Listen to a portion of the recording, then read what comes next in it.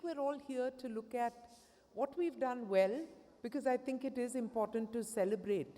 Very often, we don't give ourselves the much-needed pat on the back, and that's why many others are not giving it to us. So first, please celebrate the good stuff that healthcare has done.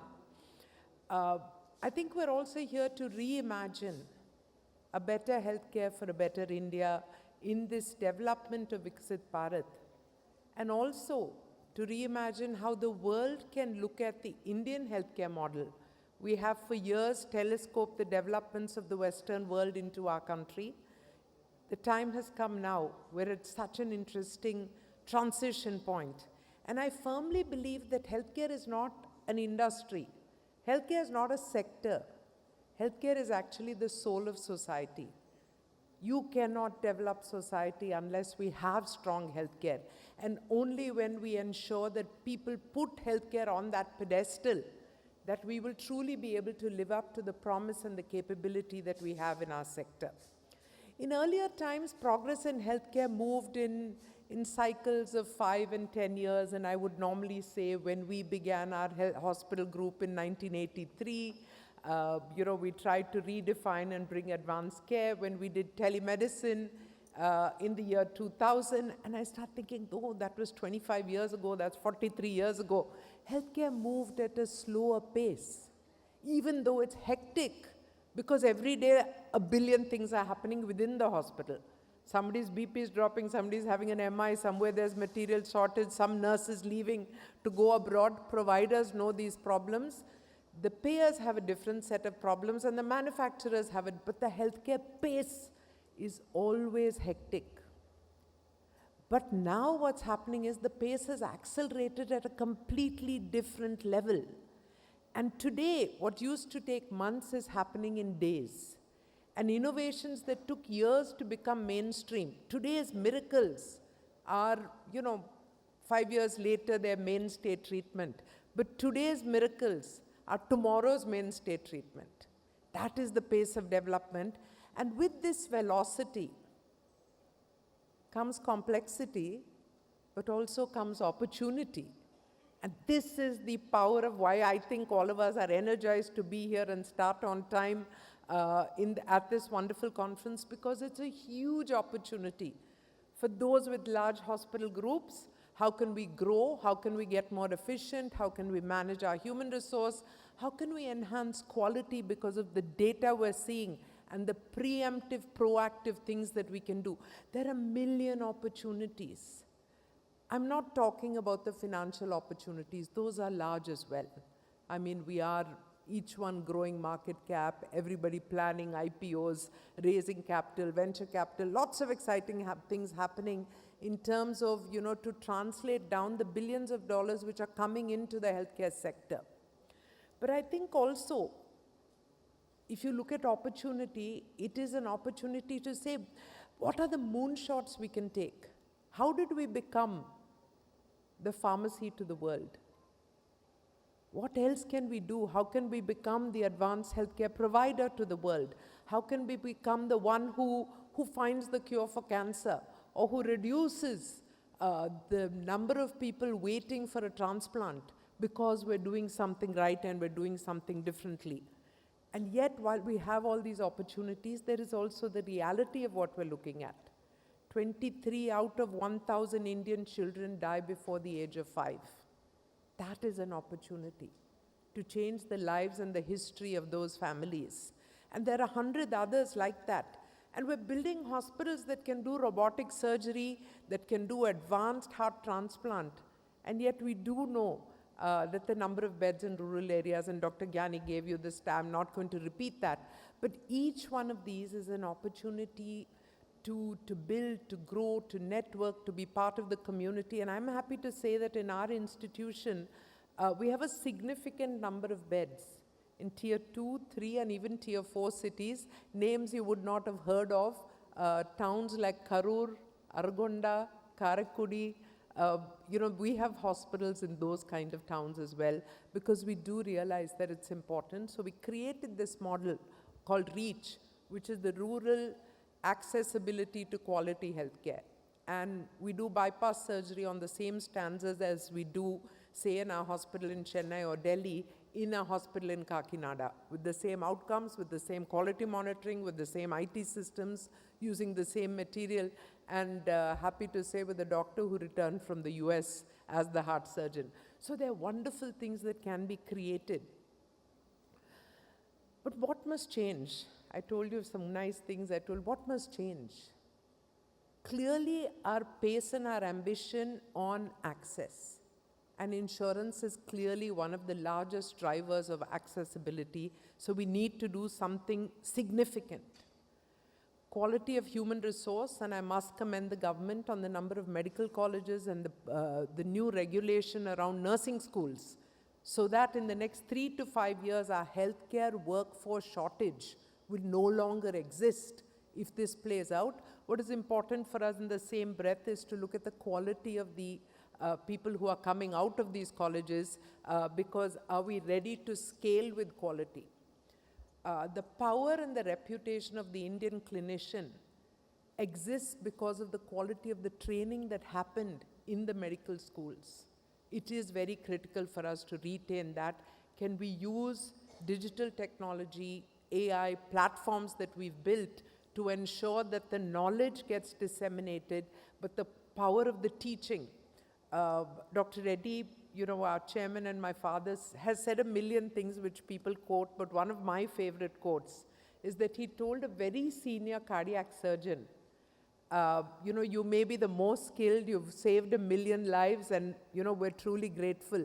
But always please remember that the path from your super intelligent brain to your very skilled hands has to travel through your heart. And I think keeping that humanity in healthcare is one of the things that we must ensure that we enshrine and celebrate and make sure it stays unchanged. Besides access, the other huge thing is really equity. And I mean, access across, beds, vaccines, nutrition, the social determinants of health, every single aspect. But also it's about equity. Because no child should be denied care or a hospital or a vaccine because of the PIN code that they live in. No woman should have a delayed diagnosis because there is a digital divide and she didn't know how to download an app. And therefore, how do we empower people with knowledge, with the capability, and with the understanding that this knowledge can empower them to be healthier? And I'm going to talk more about that a little later, but something is very clear, and that is we cannot fix what we cannot measure. So are we measuring the right parameters of healthcare? It is no longer just the number of beds. I mean, our ALOS has reduced. When I began to work in the hospital, our ALOS used to be, average length of stay was 11 days. I saw it come down to 7 days. By the time I was in leadership position, we were at 5. Today, we're at 3.4, 3.5, doing higher complexity cases with this kind of throughput. So number of beds is not the only parameter of the number of lives we touch. Besides that, what is the equity of our data? What is the distribution? Last year, our urologist came out with a seminal paper on prostrate PSA values, because for years, like in everything else, we only used the Western value to say whether a PSA test was positive or negative. They found that the Indian value needs to be modified 20% lower for accuracy rate. So unless we're feeding the right data, equitable data, urban plus rural, Indian plus Western, today most research, most papers, most diagnostics, most drugs and discoveries are coming out of data from only 10% of the world population. This is the time for India to change that statistics. And that's why I wanted to spend a minute on talking about what we cannot measure, we cannot improve. So let's stand up there to begin to start measuring the right parameters. I'm trying to cover a few different things. I don't want to repeat all the good things that Dr. Gyani said and all the other nice things which you're going to be hearing about during the day. But I can't this thing without talking about AI, because I think AI is a tool that can really help us bridge so many of the gaps. And the question I wanted to put in front of all of you today is not, because AI is not hypothetical. It is real. It is today. It's happening right now. We've built an AI-powered tuberculosis detection engine which sits on top of a X-ray machine. It's validated in the US, in China. It's being used in all our hospitals. I offered it free to the government. It still hasn't got into the government ecosystem, but we'll get there. We've created risk models for cardiovascular, for diabetes, for renal, so that we can diagnose early, treat at an early stage, and prevent major problems. We've developed Gen AI created discharge summaries so that we remove some of the grunt work and improve the cycle time. And when I spoke about ALOS, if you're doing a discharge summary faster, you can send a patient home faster. So many automated tools are happening because of AI. We've done over 20,000 robotic surgeries, the largest series in the country, and we use IOMT devices. We have over 40,000 patients being remotely monitored using devices, so I was very interested to see all the new tools outside.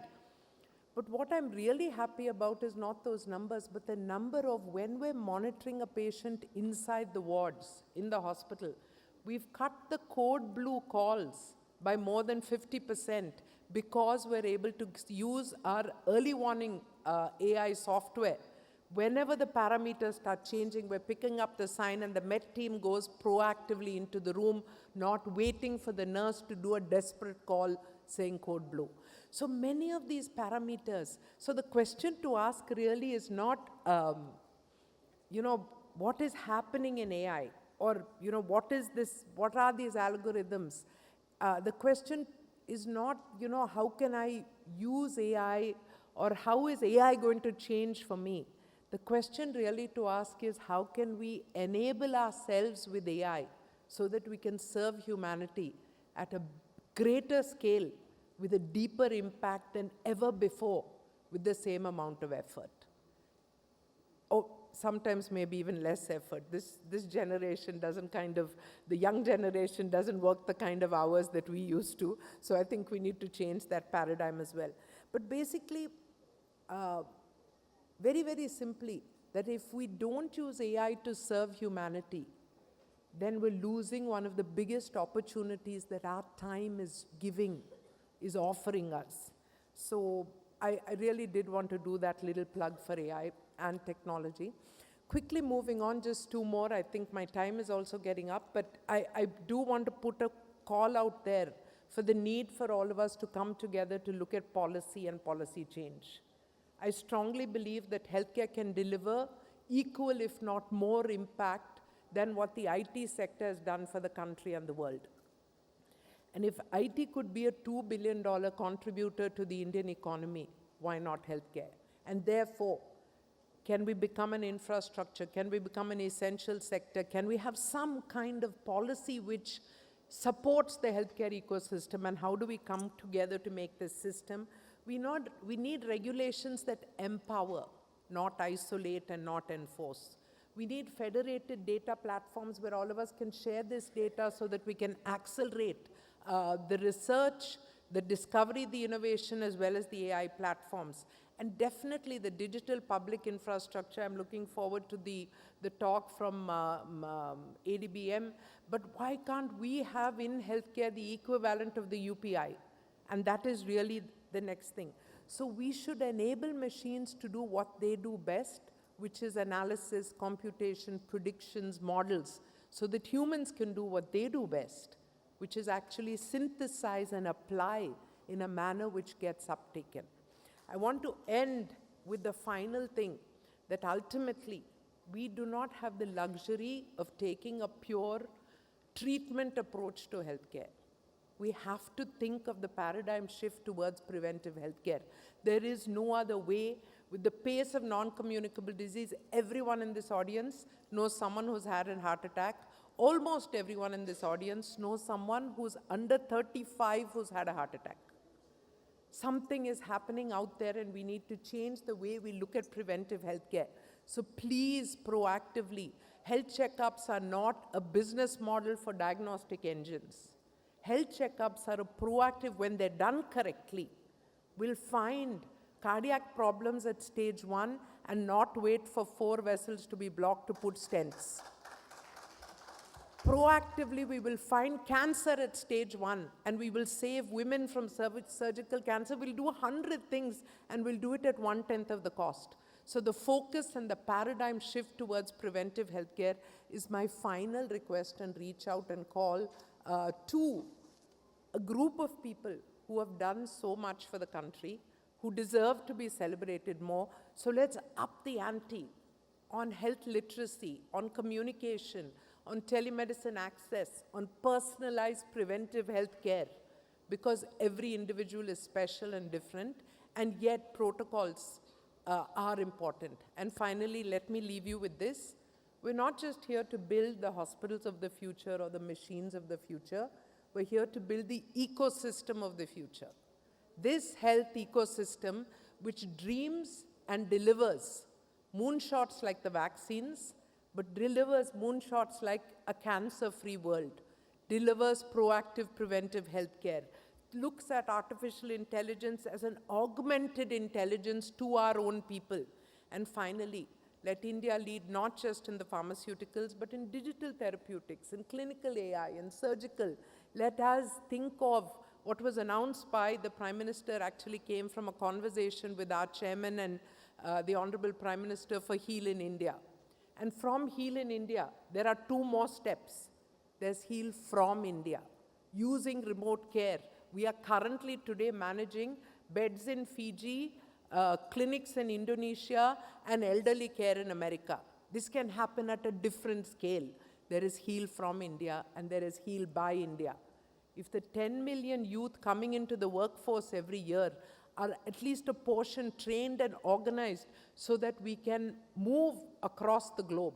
For this, we need policy, synchronization of degrees, all kinds of things, but it's beginning to happen. So let us go out there with a powerful dream that we are not